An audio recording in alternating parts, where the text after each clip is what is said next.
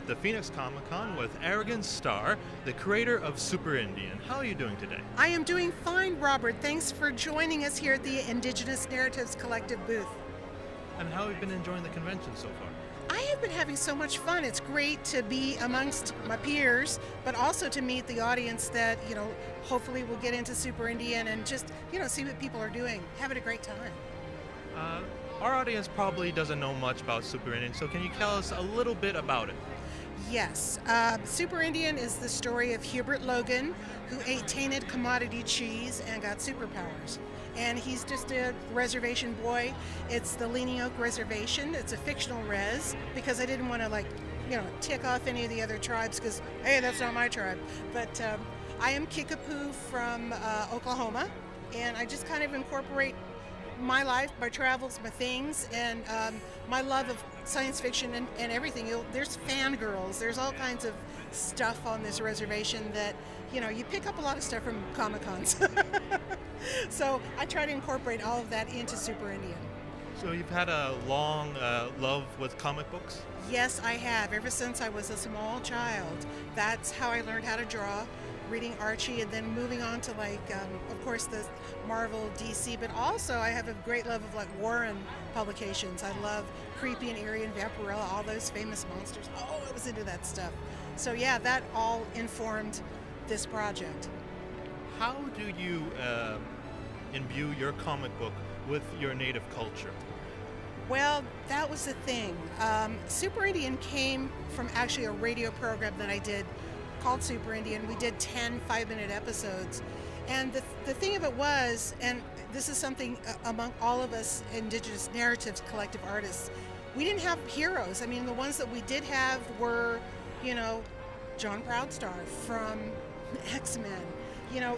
They were pretty good representations, but they really, played up a lot of the stereotypes that we have to deal with, as Native people, and the stereotypes that come from Hollywood that really don't represent who we are as Native people. So I thought Super Indian needs to be on a reservation. He needs to be a normal person. I always tell people that he's more like Peter Parker from Spider-Man than any kind of, he came from, Planet X or whatever and came. It's not like that. He's from here. He was a real, a real person, but now he's got these superpowers. So what I take into Super Indian is a lot of reservation kind of humor, kind of stuff you see in Sherman Alexi's books, like Smoke Signals, the movie that he did.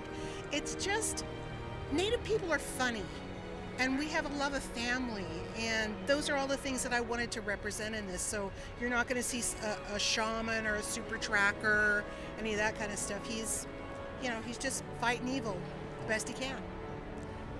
And I know the word Indian is not exactly the most PC of terms. So why did you choose to use that one instead of something more solid to your culture? Well, Super Indian, I'm of the generation that still uses that, and then it's okay, and still finds it kind of ironic. I'm okay owning it. A lot of people aren't. They want to be, super Native American doesn't sound, I don't know, doesn't have much of a ring to it. So I'm actually okay with that. And it's actually causing a little bit of confusion because apparently, and you probably know this out there, viewers, there's a Super Indian from India. I didn't know that. And I actually get a lot of posts on my Facebook page about that. I'm like somebody from probably Bangalore or something going, this is so exciting that this is Super Indian. I'm like going, it's not Super Indian. It's not the guy. It's like dot or feather. It's a feather, not a dot. Hey, maybe you should look into a crossover. I think that should totally happen. So where do you see this comic and Native comic books going in the future? Because I know it's a underrated, not widely used, especially in mainstream, barely any. Where do you see more Native involvement in comic books? Well, I hope that there will be at least 20, 30, 100 more Native superheroes. I'm really looking forward to the day. Female superheroes, different tribal superheroes. There's a gentleman here named Teddy Zoe who's got Captain Paiute. There's another guy from San Carlos Apache tribe who's got Shadow Wolf, and that's Jacques Lagrange. And there's going to be more, and I hope to see more and more and more, because there should be 500, at least 500 for all of the federally recognized tribes. Each one of them should have a superhero. I hope that also we get into more of our history and our stories, because again, we've let the non-native community tell our stories and our histories, tribal stories. And we hope that we can do a book like that. And also to just empower our native youth and help with the literacy, because a lot of our kids, they don't like to read. And comic books are a great way to reach them. Recently, well, pretty soon, that there's going to be the Lone Ranger movie, and that looks like a pretty bad representation. Yeah, I know, and I love Johnny Depp. That's the sad thing about it.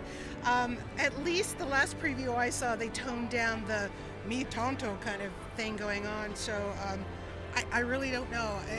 It's problematic because I hope that they move past the stereotypes, because again, that's something that we have to contend with every day. As Indian people, we have to always explain ourselves, and we get all of the typical questions. Do you live in a teepee? Do you have shamanic powers? Are you super spiritual? There's a lot of crazy stuff out there about us, so we're just out here to represent all of us. No, like one version of the character Tonto that I found that was pretty down to earth was the Dynamite Entertainment version in the Lone Ranger books. What are your thoughts on that version of it? Well, I hope that they continue in that vein, because if they can, sort of make Tonto a real person and show that he has some humor and some other interests outside of the, following a white guy around, that would be cool. That would be really cool. So where can people at home find Super Indian on the net? Well, they can find him at superindiancomics, that's with an S.com. I have been continuing to update the storyline every Monday. So there's a new comic up there every Monday for somebody to see. And in fact, the newer stories are out. Super Indian Volume 1 are just issues number 2, 3, and 4. So 5 and 6, 5 is running already. So that's The Curse of Blood Quantum, about a vampire who wants to become a full-blood Indian. Thank you very much for talking with us, and you people at home, well, we'll be covering the Super Indian panel. What is the whole title of the panel? It's the Native American and Comics Roundtable, which is going to include members of the Indigenous Narratives Collective, and that's representative of, like I said, many different tribes, different ages, and again, different styles of artwork. It's not all superhero stuff. There's, a sheep from Navajo country. There's just, crazy stuff. Because we, as Native people, don't just like one kind of art, and we're not going to, everybody's free to represent themselves, either tribally or whatever. So we're going to talk about all those things and about what kind of storylines you're going to see in the comic books that we create. I'm excited about it. And you'll be seeing us covering that probably right after you'll be watching this interview. Thank you for talking with us, and we'll see you again soon. Thank you, and happy viewing.